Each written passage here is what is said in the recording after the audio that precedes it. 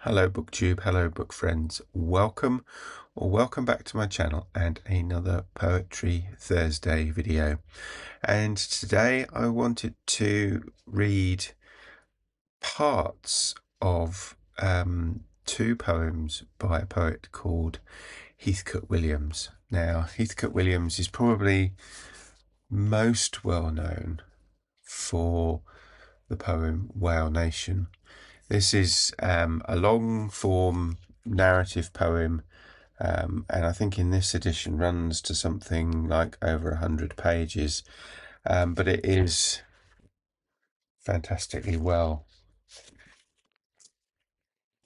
illustrated throughout, and it covers all sorts of discussions about whales, their life, their persecution through whale hunting.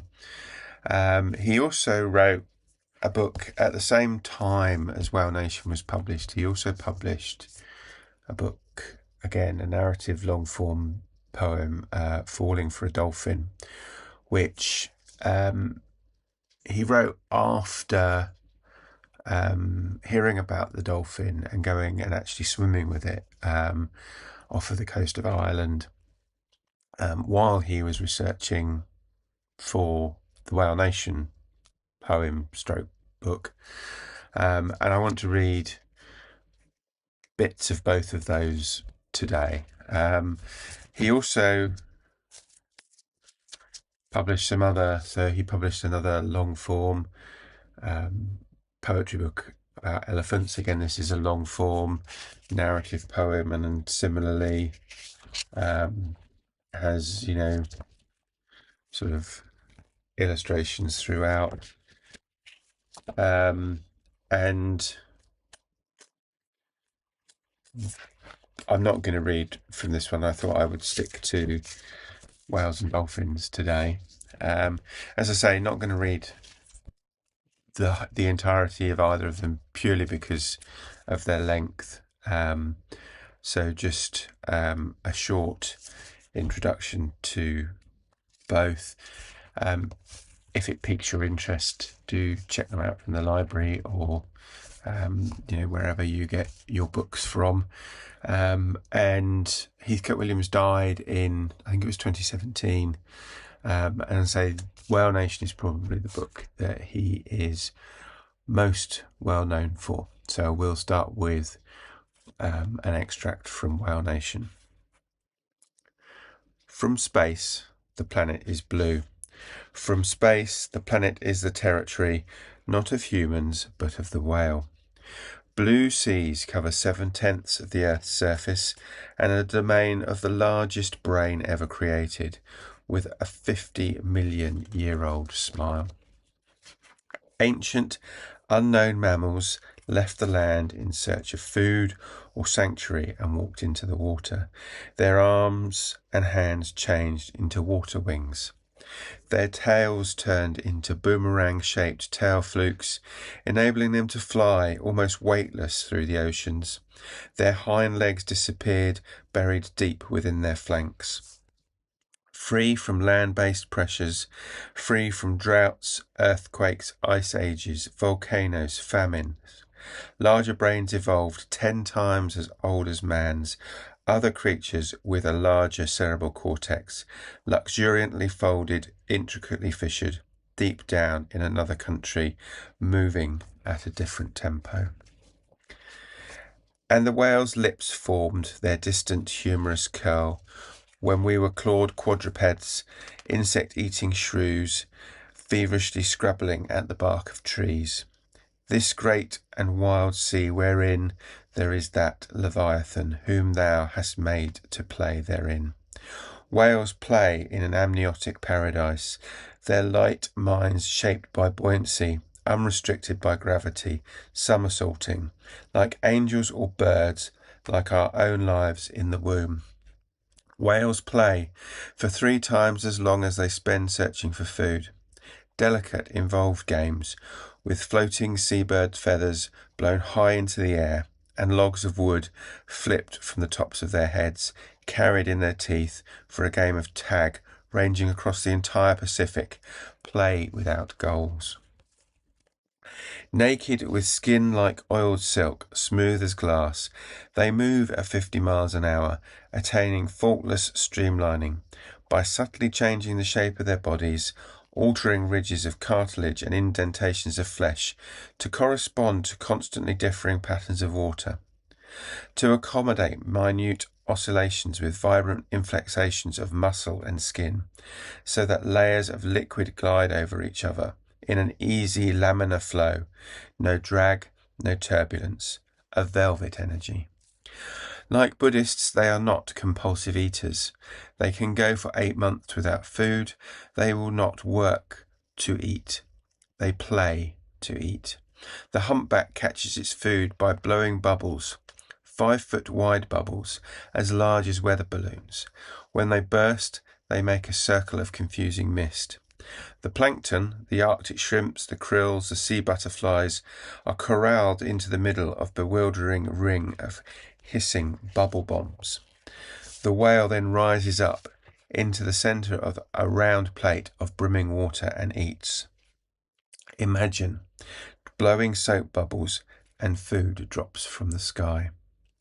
After dinner, music, ethereal music that carries for miles, a siren's song, leading sailors to believe, as the sounds infiltrated through the wooden hull, that their vessels were haunted by spirits of the deep.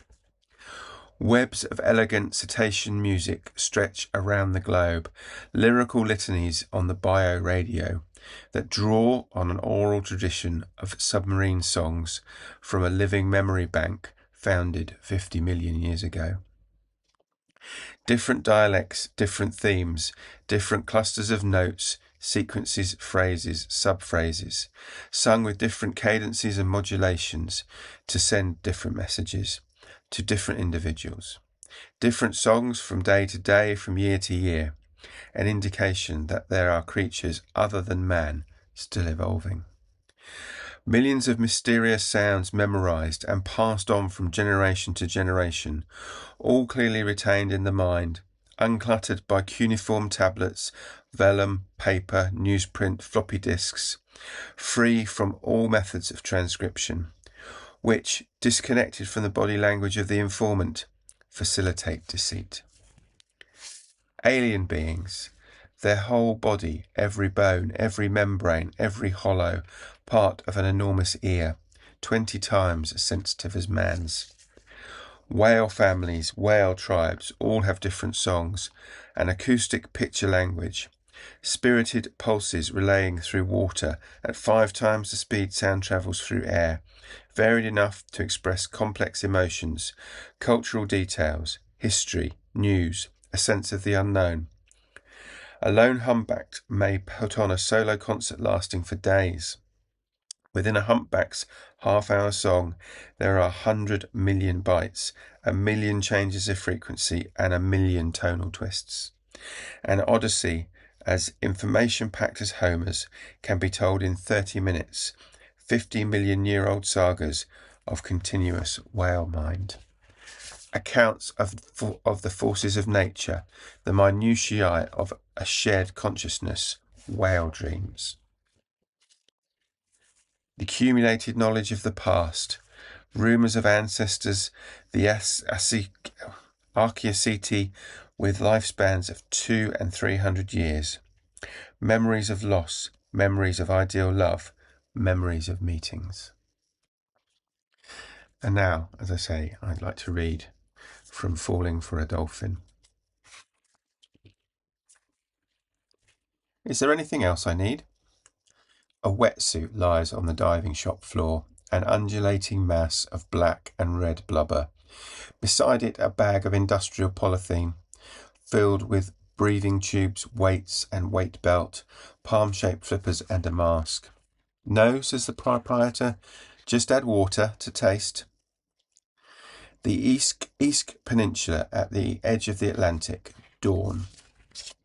Outcrops of metamorphic rock, crumpled sheets and rippling curtains of mud, slowly tilted upright and petrified. Great grey escarpments tipped with blanket bog. The turf-top ruins of beehive houses from the Stone Age, dot the landscape like blunt canines. Disused cornfields crumble into the sea, clumps of thrift, only the faintest ghosts of tillage.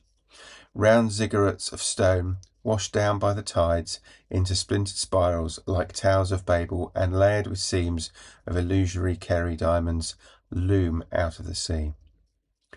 A set built 170 million years before the birth of the Himalayas, inaccessible from land. The caves, made from collapsed leaves of millefeuille rock, echo with the conversation of guillemots, wheat-ears, choughs and gannets. Sea crows, large as umbrellas, take an unhurried view of any outside visit. A turnstone pecks silently at barnacles. Foam hisses through the cracks in a reef. The only mammal for miles is rumoured to live here, a hermit dolphin, quietly fishing for pollock, wrasse and conger, occasionally diverted by fishermen, riding their bow waves, treating their boats as ambulatory jacuzzi, racing and overtaking 90-horsepower engines, then shooting towards the pale blue mountains of McGillicuddy's bricks, vanishing in search of some more testing sport. The lighthouse keeper, Paddy Ferreter, sighted it 4 years ago. Then a local fisherman, Lawrence Benison, passing on the changing details of its solitary halts. This I Spy genealogy led to an invitation. You must come. A week later, the wetsuit inhabited lies spread-eagled on the surface of the water. Mauve jellyfish drift past, blinking their whole bodies. Like them, you move only with the wind and the tide, nature's public transport. The individual will is put on hold. Fronds of kelp and dulse strapped to the bottom surge and thrash below you, caught in submarine storms that feature in no weather report. You waft in random directions, first towards the Inch, then Crow Rock, then Dollar's Head, and then the Blasket Islands. You flick your fingers noisily underwater as instructed. You tap the metal weights upon your belt repeatedly with a pebble, clutched in the cold fingers of one hand. There is no sign of it. You remind yourself that the creature somewhere in this chilling expanse of water is wild and not a dog or a cottage cat to be manipulated. It can detect you from 5 miles distant, make up its own mind whether or not to appear, and there may be more of its mind to be made up. There is still no sign of it. Adrift in the sea, in a mild state of sensory deprivation, your inner voice becomes more audible, demanding to know from time to time what on earth it is you think you are doing. You swim a few masterful strokes in response, while being blown about uncontrollably like a piece of litter. The Atlantic currents have quickly taken you half a mile from shore. The inner voice persists, to reply to it by thinking that you are no longer quite on the earth, where that inner voice has hatched its authority, but are suspended between one world and another, a place where you have no bearings, like a hang glider lost in an unmapped continent of clouds. Voices from the night before now make themselves heard with added impact. Warnings of compass point jellyfish, lethal as curare, with thin spidery tentacles inducing coma, then drowning. Porbeagle sharks brought in by a warm spell, surface swimmers 9 feet long. The pebble takes on more significance. You grip on this acoustic distress flare tightens. It is pathetically tapped with greater frequency to no effect. The Atlantic rollers flick at you like school bullies, remorselessly tormenting some hapless victim with wet towels and reminding you that death lies locally, about 6 inches away. Then you remember the last voice of the night before. Just call its name. Its name? It has loads of names, he shrugged. We just call it the Dolphin. You call out Dolphin, and it comes. You call repeatedly, shouting the word into salty gusts of wind sweeping into your face, then absurdly diving beneath the surface to escape a driving shower, to see again if there is any sign of it below. There is none. Slowly you'll forget about it, and forget the dangers so teasingly described as you drift across the surface, half hypnotized. A scrap of your old reptile brain freshly reminds you that you came from the sea. that you are composed mainly of water, and so, being here, unwillingly bent double, mauled by the Atlantic swells, upended by the undertow, it is not wholly incongruous. A fleck of flesh, coated in rubber, once on land, now back in the water, and peering down at the translucent underworld in an atavistic trance. As lumpy tussocks of water smash together, you are ionized by the charge, contact drunk on the sea, every drop of it descending from cometary ice. The water to which you owe your life first came to the planet as a rain of icy comets, which then dissolved, vaporizing on impact with the Earth's aura. You peer down at minute ancestors moving with ease through 3 dimensions, as if still in the space they came from. You gaze at the delicate life forms that begat you, developing just beneath the surface to seal themselves off from harmful ultraviolet light. You float along the ceiling of another kingdom where gravity is suspended, looking down into the vague regions of your past. Silica dust quivers constantly, shimmering through the water like the clouds of multicoloured phosphorines that gather together with the clouded eyelids before you fall asleep. Suddenly, your blood undergoes a sea change.